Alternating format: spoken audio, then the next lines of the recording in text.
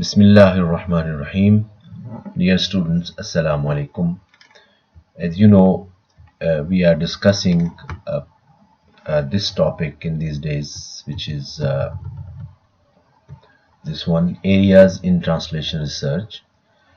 And so far we have discussed in the previous lecture, we discussed text analysis and translation with its various aspects.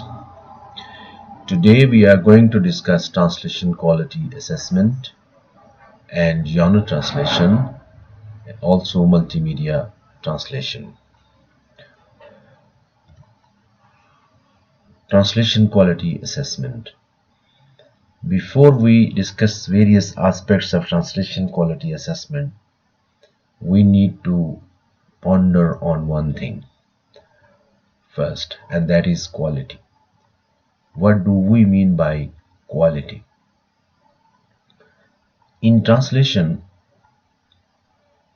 the bare minimum level of quality can be clearly determined by the linguistic parameters. If the translated text is linguistically correct, devoid of any grammatical mistakes or other mistakes, we can say that the translation has achieved the minimum level of quality.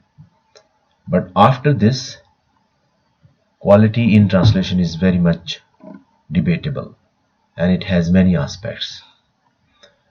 For example, if we see the quality from the reader's point of view, we are now judging the quality, to what extent the translation has conveyed the message to the readers.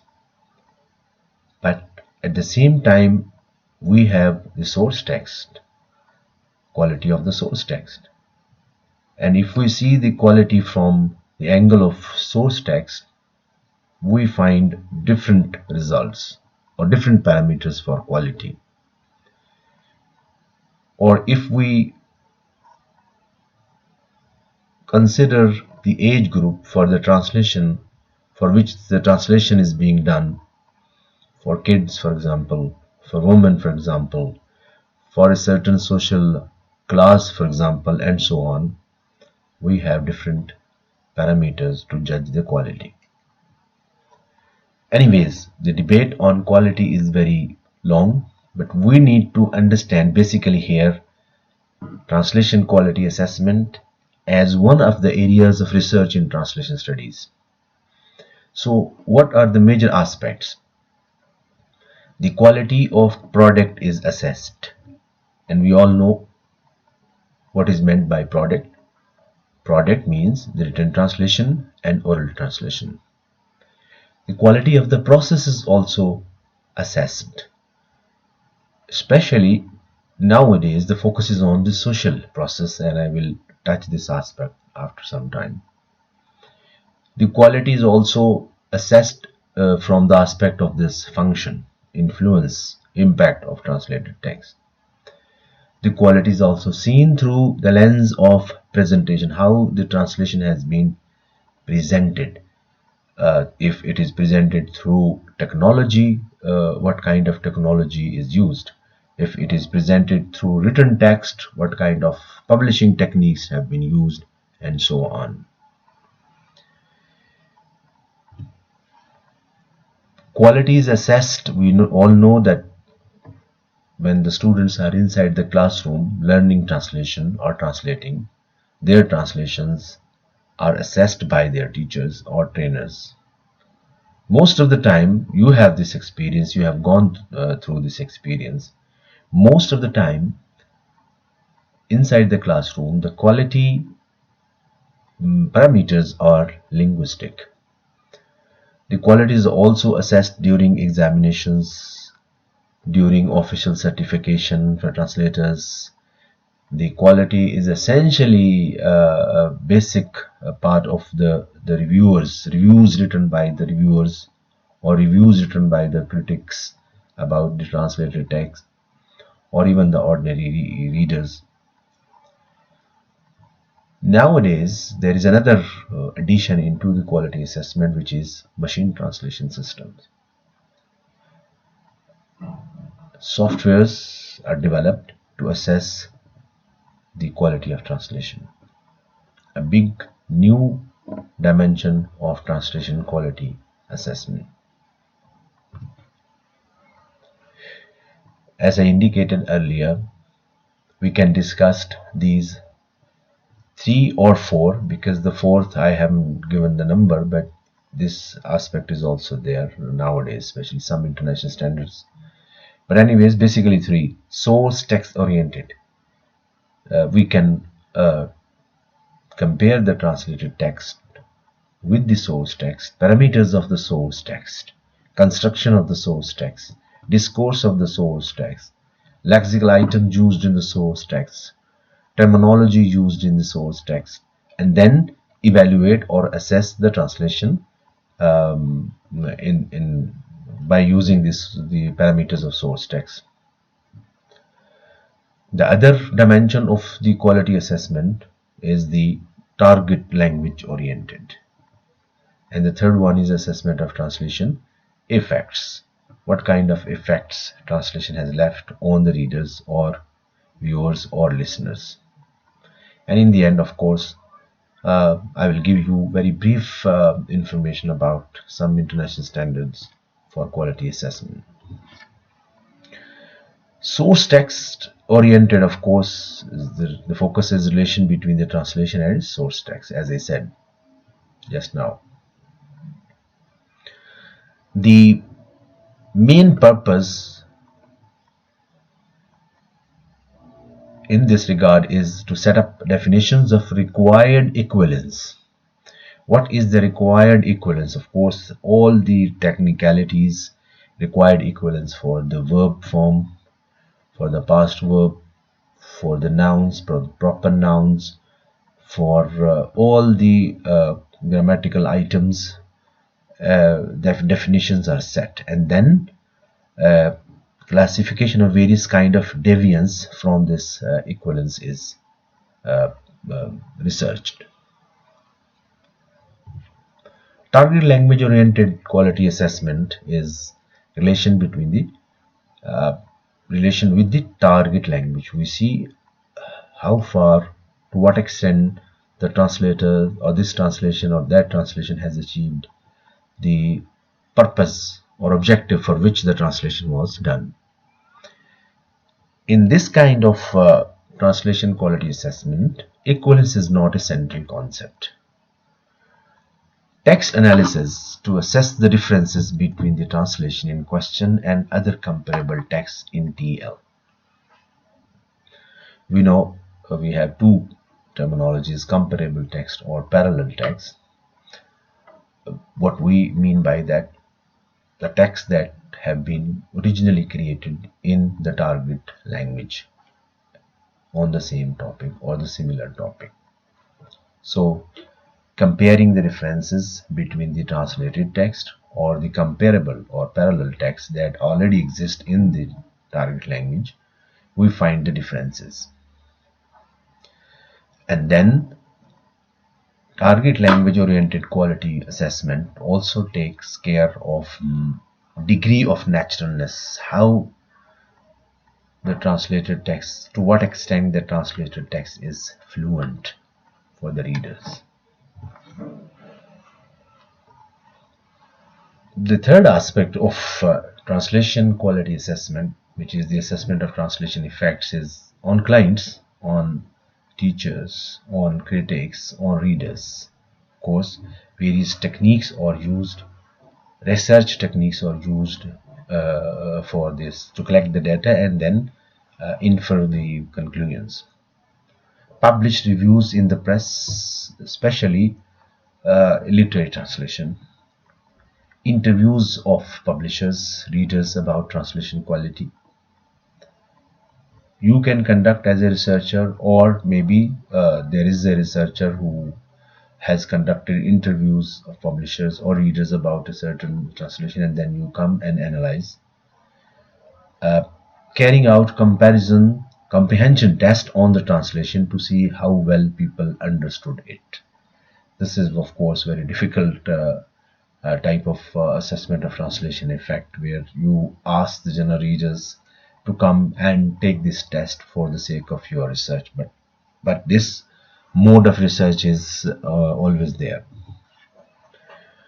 You can also prepare a questionnaire for translation teachers to see what kinds of marking method and criteria they used for the assessment. Functional or communicative theories are useful in this regard. Scopus is very, very important as for the assessment of translation effect is concerned. We can discuss the meaning of scopus if you ask me inside the classroom. But if you know the meaning of scopus and all these terms mentioned here in this slide, like translatum and translation brief, then it's okay. Students, you see in the end of this slide and the subsequent slide, we will also find these. All these approaches are illustrated in chapter 5 of the Chesterman Means of Translation. I shall be giving you more references, and their references are mentioned, these references are mentioned in the same book that you have in your hands. If you go, for example, to know more about this reference, you will go to the page number 130, and the name is Chesterman, was the name of the author, and then you will find title of the book and publisher and when it was published and so on. Now which is, I said, the fourth one, some international standards. I think we people are a little bit familiar with these ISO 9002. I have also mentioned here DIN 2345. What is ISO 9002? Basically was created for the industry standard, and it was considered an international or standard for assessing the quality of production, installation and servicing.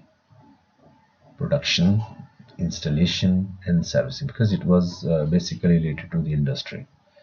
But then, of course, the ISO 9000 is now obsolete, but it has been replaced by ISO 9001 and 2008 also.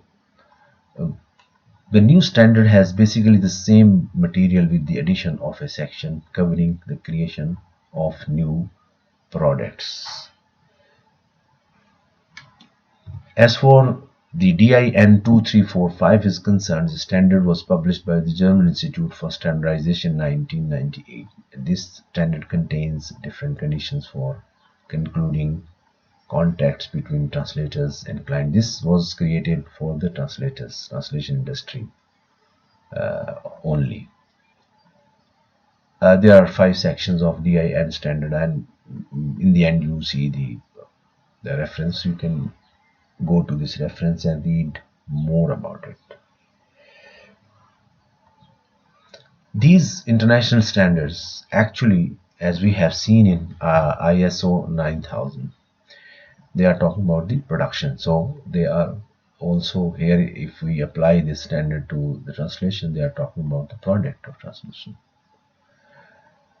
But because the translation is not installed, but it is a service, so they are also talking about how the service has been delivered. The ethical values, the professional ethical values, the code of conducts, or the companies or the agencies, translation agencies, observing all these ethical and professional code of conduct or not. So the assessment of overall translation activity usually is carried out under these international standards. Now let's talk about the genre translation. What is the meaning of genre translation here? The word genre translation usually is used in the context of literary genres, as we know. There is poetry, there is drama, there is prose fiction, there is short story, novel, etc., etc. But here in this book and in the field of translation, I think genre translation means all text types, regardless of any literary, religious, or other areas. So, if we discuss genre translation, we have this list, and this is not exhaustive, of course. These are important genres: drama, poetry, prose fiction, religious text, children literature, tourism text, technical text, legal text, media text, medical text. But here, the authors have discussed only these eight uh, subcategories of the genres. So let's see. Drama. What are the research questions or aspects that can be investigated in drama? First question is this play translated to be performed or to be read?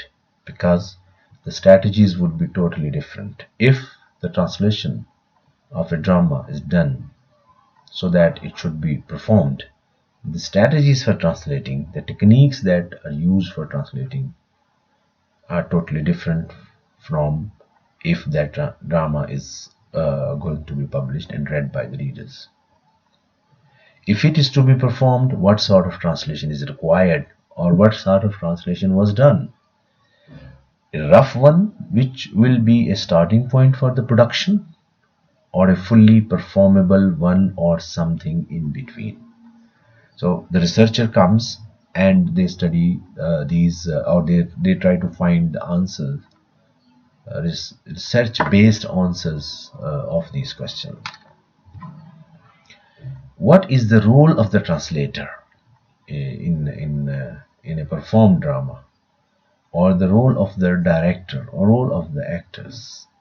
Because in the actual situations, the observation is that in such situation, translator is not alone in translating activity. Sometimes director also contributes. Sometimes the actors, they also suggest certain words, phrases to be replaced by the original translated phrases.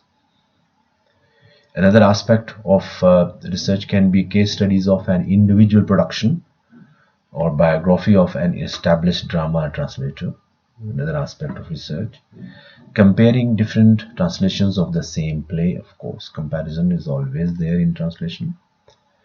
And then the translation question of translocation means where is the foreign play located in the target language, and reasons and implications. If a play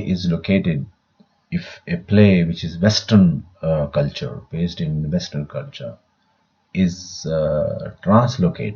located first and then translocated in an Islamic culture, so what techniques were used to deal with the taboos, with the terms and cultural situations that are not welcomed in the target culture, and how? What were the reasons for the selection of this, and what could be implications of selecting for the selection of this drama for certain audience? Poetry. The main topics and aspects would be the aim of the translation. What is the aim of the translation? I mean, the prose version or a poem? What is the aim? Means whether a poem in the source text should be translated in poem in the target text, target language, or in prose. This is a big question as far as the poetry translation is concerned. How the translation of meter, cadence, rhythm, rhyme should be done or are done in the translated text. The profile of the translator, who qualifies for the poetry translation, and next to that is, can only poets translate poetry, or the non-poet, but those who qualify for the translation of the poetry can also translate. In the end of the slide you see the references, and as I have told you earlier, that if you find that 133, that is page number, and in the beginning you find the name of the author and then the detail. But if you go to page number 133 with this name Holmes, you will find more details. Likewise, page 131, you will find more details there, and page 128 as well. Prose fiction is major questions and topics or aspects for research is the fiction is novel. If it is novel, even if it is short story, impossible to research the novel or even a short story in total. It is impossible. So what is the solution is one aspect should be selected, like narrative perspective of the author and translator, or translator alone, or the original narrative perspective and how it was translated in the target language. The translation of dialogue, how the translation of dialogue was carried out by the translator, or handling of cultural specific items or expressions, translation of humor. You can also, as a researcher, you can also select few chapters, first chapter, opening scene, or so. Many things can be done in this regard.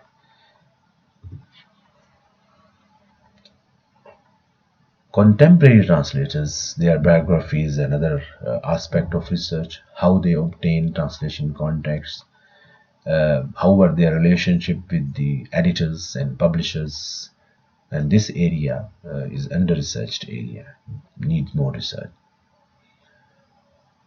You can also, as a researcher, conduct an interview of a translator and discover how they go about their work in the process of translation, whether they write prefaces or afterwards. In the prefaces, of course, they will discuss their preferred strategies for translation, and afterwards also they will tell you their experiences of translating a certain text, whether they use footnotes or provide glossaries, and so on and so forth.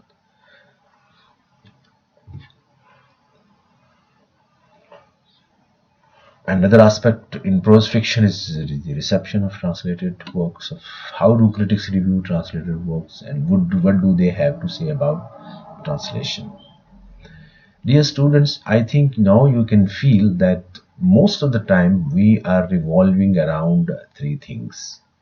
Of course, sometimes we also include other things, but these basic constant three things are production, that is product of translation, then the process of translation, and then the function of translation, with the addition of sometime, not all the time, of some other aspects.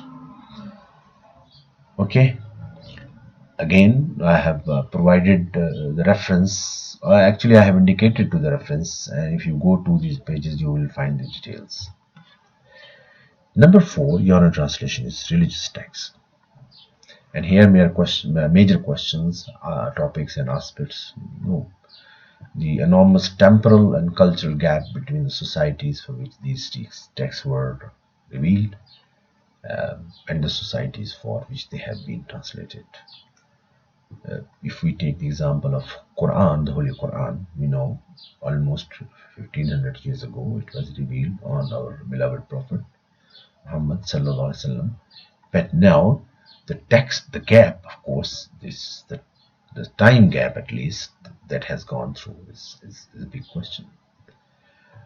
There is always a tension between treating religious text because it's a sacred text. For us, of course, the Quran, in which every word is holy, and of course, because the word is holy, which requires a word for word translation, and then using it as a missionizing text, which requires a text culture centered approach. So these two are big, complicated challenges actually in the religious text translation. But dear students, the term religious text is not confined to the revealed text. The religious translation of religious text or research in religious texts also include the texts that are produced around or as a result of the revealed text. We have tafsir literature, we have other literature which explains the text of Quran. That literature is also considered the religious text. We should be very careful about differentiating between revealed text and religious text, because the term religious text is wider than the revealed text, and revealed text is essential part of the religious text.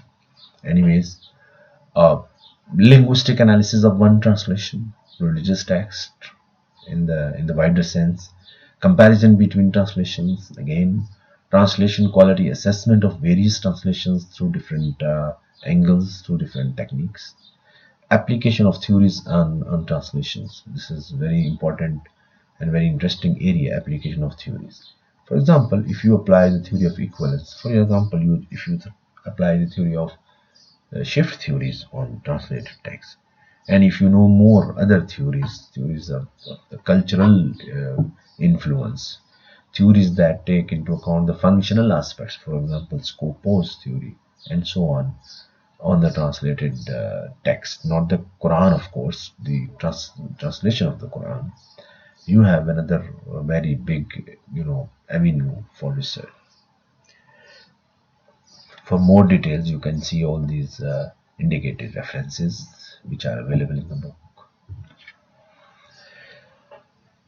Now, the children literature is the genre of children literature is essentially different from other literature for adults.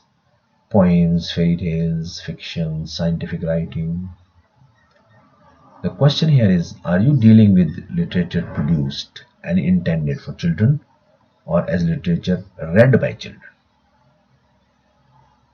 Are you dealing with literature produced and intended in the beginning, in the source language, for children, or the literature read by children? Maybe originally the literature was not produced for the children, but now it is read by through translation read by children. So there are two different situations. So you can pose this question to start your research. What age group is targeted in this translation, or in this literature which is going to be read by the children?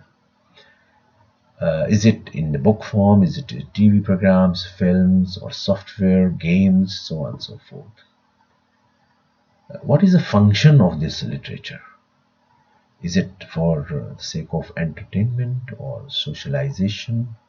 Is it for the sake of language development, or it is for the sake of some educational purposes? Because there are a lot of educational purposes to teach behavior, certain behavior, etiquettes, and so on and so forth. Details, you will find more details in the indicated reference. Tourism texts, the travel. What are the tourism texts? Are the travel, tourism, heritage related texts. All and everything which can be used for the purpose of tourism is actually the tourism text.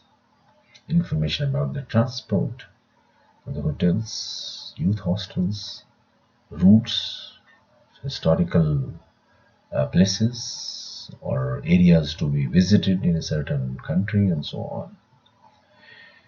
Tourism texts involve a high degree of cross-cultural and linguistic contact, of course, which is very obvious for us. Research in the area of tourism text, and even the tourism itself, is a growing phenomenon, and of course the translation is also growing in that area, followed by the research. Tourism texts have taken on enormous economic importance in many countries, of course. Little attention has been paid to the texts that make this possible. This is, very important aspect for research as well. For example, if you visit 2 5-star hotels in Islamabad, Serena and Marriott, and ask them, of course they have literature about the places to be visited in Pakistan. They also have information about the transport, and if you go there and ask them the languages in which they have produced this literature, you will be surprised, because in those the countries that are attaching too much importance to the promotion of tourism, they produce these things in so many languages you cannot imagine. because they want to attract the tourists to their tourist spots. Current provision of translated material in a particular locality, which was my earlier question. How does this match the needs of the sector? Again, related to the previous question. What kind of strategies are appropriate in the translation of material for tourists? This is very, very important side or aspect of research in translation. And a new development is the machine translation software on apps for tourists and for the sake of tourism is another area for research. Technical texts. By technical texts, of course, they are mainly the scientific texts related to science and technology. Other disciplines also, can be included, like economics, business, medicine, and even law. In the past, law was part of the technical text, but nowadays, legal text has been, mentioned or being mentioned under separate category. In the business sector, this is referred to as multilingual documentation. Terminology is not very important. I think the term technical text itself is very, very comprehensive and clear.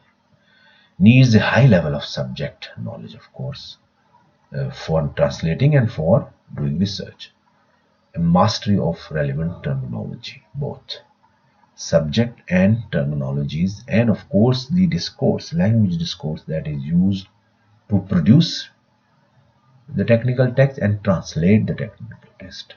And I repeat, I'm saying, the translators, they need high level of quality or subject knowledge and mastery of the relevant terminology in these areas.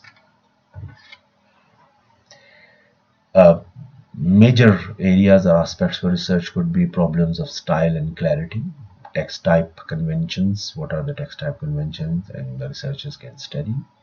Culture specific reader expectations, what do they expect, how do they expect. Problems of particular document types such as patent, what are specific peculiar problems related to the translation of the patent and how these problems are overcome. Historical role of translators in the dissemination of knowledge, scientific knowledge in the history, and I think we have very shining example in Muslim history, Arab Muslim history, the Abbasid era, where though the scientific knowledge was borrowed through translation from other nations, and then it was developed and exported to other nations. Ways of improving the training of technical translators and other educational aspects, pedagogical aspects. Legal text has evolved into a subfield in its own right, and as I said, it was considered part of the technical text. Translation problems and norms of this text type, because legal and medical texts are very sensitive areas, so they have their own problems and they have their own norms. So either you are translating or you are doing research in that area. The researchers, as a researcher, should be aware of all that. Question of how creative the legal translation can be and under what circumstances. Of course, the question of creativity is always in all types of text types. Remember, question of translator basically is a creator, and this aspect of creativity in translation is constant. The only difference is the ratio. What is a suitable ratio as for the legal text is concerned or medical text is concerned. Whereas the literary texts, you have big scope for this creativity. Role of the translator as co-drafter of the original is also very important. With this, we can move on to our last area of translation for today's lecture is multimedia translation. And what is this multimedia translation? It's translation of audiovisual texts, and examples you can see here. radio, TV programs, films, DVD, videos, opera, games, theater, and so on and so forth. Here we have these two main categories, revoicing and sur or subtitling. So let's discuss them one by one.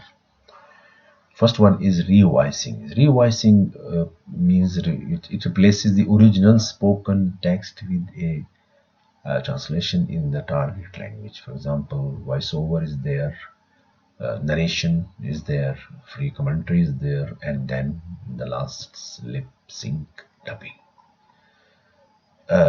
If we want to differentiate between voiceover narration and free commentary, actually we are just referring to the question of synchronization, level of synchronization. In voiceover, even in narration and free commentary, in free commentary there is no question of synchronization, is almost irrelevant. In narration, perhaps the question of synchronization is always there, and voiceover both. So these are the different modes of revoicing, and major research aspects may include which type of revoicing is appropriate in which circumstance, which type of synchrony should have preference in particular circumstances, what role does the translator play in revoicing process. The revoicing process, I mean, the translator translates the text. So whether is it enough for the translator to translate the text and go home, or the translator is also required when the revoicing process is taking place. Another aspect of research in this area is the case studies of revoiced material. As for the sur and subtitling, it leaves the original spoken, of course, sung text intact and adds a written translation on the screen, top or down of the screen, sur or subtitling. Nowadays, subtitling is dominant. The research aspects may include the technical constraints of sur or subtitling. Technical constraints not about the software that you are using, about the text, translated text that you are using. The training of subtitling of the education training, case studies, analysis of sur or subtitled material also, and then subtitling for the deaf and hard to hearing. It's another aspect of in this area. And you have all these references in the book. If you go to these pages, you will find more detail about these books or articles. Students, for the next class, you have this advanced reading, page number 14 to 21, where we would be discussing these four areas of translation research: translation and technology, translation history, and translation ethics, terminology, and glossaries. With this lecture ends, and inshallah, see you today. Assalamu alaikum wa rahmatullahi wa barakatuh.